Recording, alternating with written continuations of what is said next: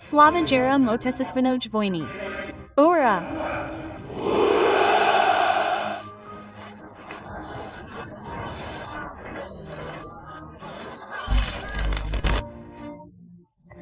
As Vladimir Putin sat side by side with the leader of the United Arab Emirates, the world's cameras were focused on an object he almost never left his grasp.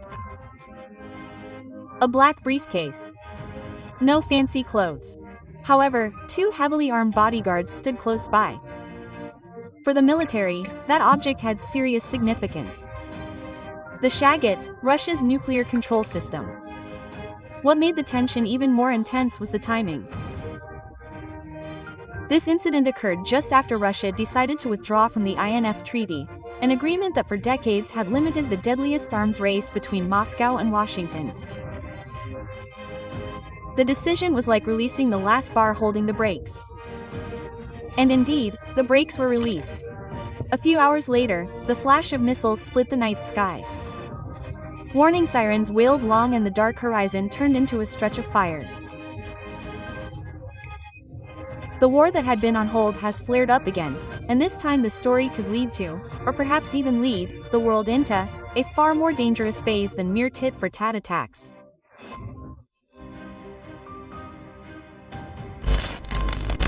The world's attention had barely shifted from the black briefcase in Vladimir Putin's hand when the first explosions ripped through the air. Not on the front lines of a ground battle, but at the heart of Russia's economy. In what many have called the most daring operation of the year, Ukrainian drones traveled hundreds of kilometers, penetrating air defenses, and targeted two of the largest oil refineries owned by the state energy giant Rosneft. The first blast hit the Ryazan refinery, forcing half of its operations to halt. Then a second blast rocked Novosibirsk, completely paralyzing production. In an instant, Russian oil capacity plummeted by nearly 10%. The timing of this attack also raised questions. It came just days after the United States publicly rebuked India and China for resuming the use or purchase of Russian oil. Was this mere coincidence, or was Ukraine doing its homework for Washington? This question echoed on the desks of military analysts around the world.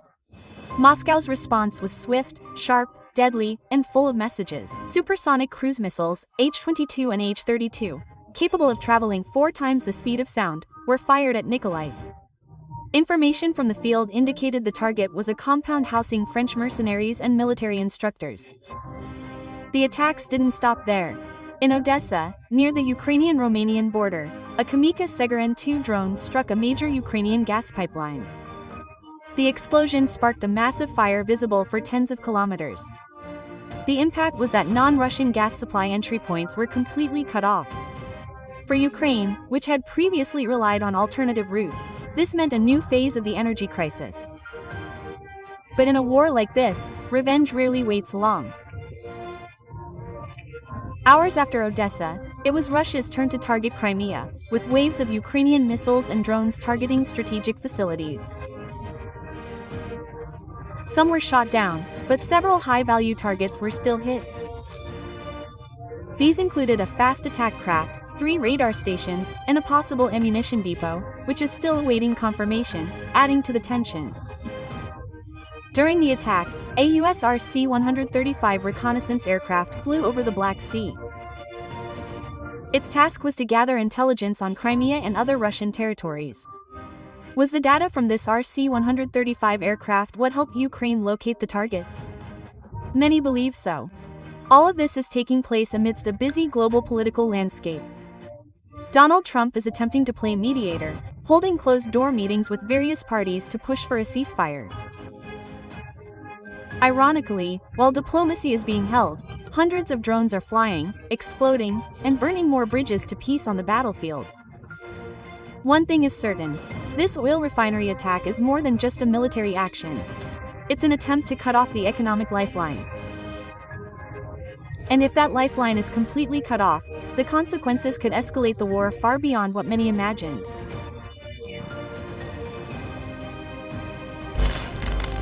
The boom of missiles and the whirring of drone propellers continue to fill the skies.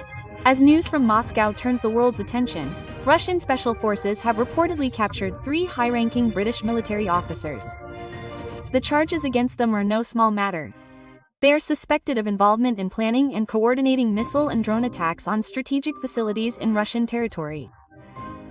Distributed intelligence adds another layer of controversy. It is alleged that British agents are also preparing an environmental sabotage operation at sea by deliberately triggering an oil spill and then exploiting the incident to accuse Russian oil of posing a major threat to the global ecosystem. For the Kremlin, this was proof that NATO, under the political control of the United States, was already directly involved in the war, despite consistently denying its involvement on the diplomatic stage.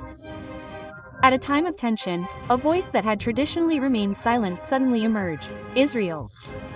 For years, Tel Aviv had kept its distance, avoiding open condemnation of Russia's invasion of Ukraine. But this time, it broke with that pattern and openly criticized Moscow's attack on Kyiv. Many observers link this shift in stance to reports that Russia had shipped heavy, strategic weaponry to Iran, Israel's arch-enemy in the Middle East.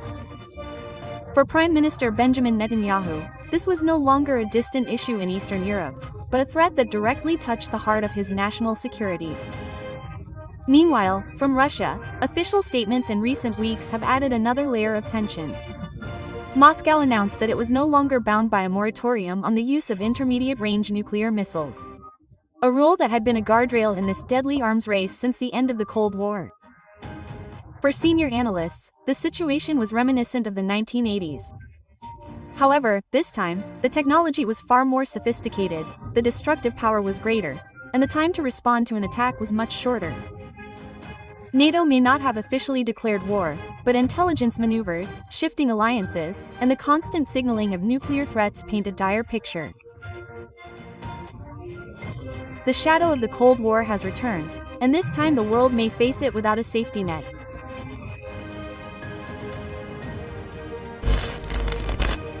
Since the invasion, Western nations have tried to build a wall of isolation to suppress Russia.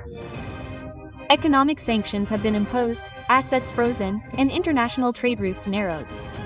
On paper, this strategy seems deadly, but in practice, the wall has proven to be full of holes. Moscow has found its own way. Through energy trade, Russia is strengthening its oil and gas export routes to China and India, two giant energy-hungry markets. Furthermore, African and Latin American countries are also forging new deals on everything from grain supplies to arms sales. On the diplomatic stage, Vladimir Putin remains on equal footing with world leaders. Meetings with heads of state from BRIC and Middle Eastern leaders are evidence that Russia's influence has not completely faded. Sanctions have indeed hit the economy. Inflation is rising, the ruble is under pressure. But rapid adaptation, market diversification, and alternative logistics networks have made the impact far from fatal. For the Kremlin, this is not simply about defense. The message they are sending is clear. Western isolation is merely a wall with wide cracks, and anyone who dares to go against the current can overcome it.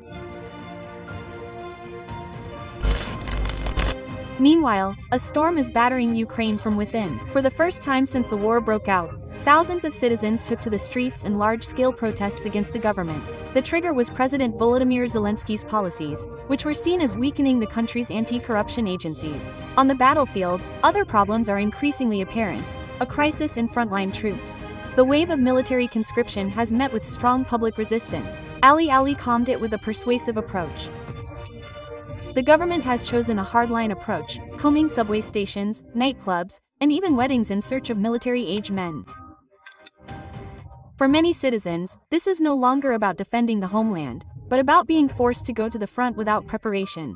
In parliament, signs of wavering support are beginning to emerge. Several members of the majority faction are questioning the direction of Zelensky's policies and war strategy.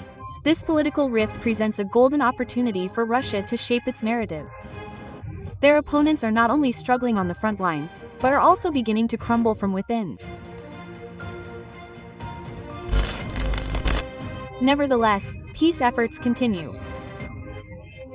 Donald Trump and Vladimir Putin reportedly agreed to open ceasefire talks. But one issue immediately sparked controversy. Ukraine was once again uninvited. For President Zelensky, this was both an insult and a threat. He asserted that he would not cede an inch of territory to Russia. This statement makes sense. Putin would be unlikely to accept a ceasefire without significant rewards. This means the only realistic path leads to escalation. Russia escalates its attacks, and Ukraine retaliates with Western and NATO weapons. They are increasingly drawn into the cycle. With neither side willing to back down, the path to peace now seems illusory. All that remains is a power struggle and the darkening shadow of war on the horizon. Yeah,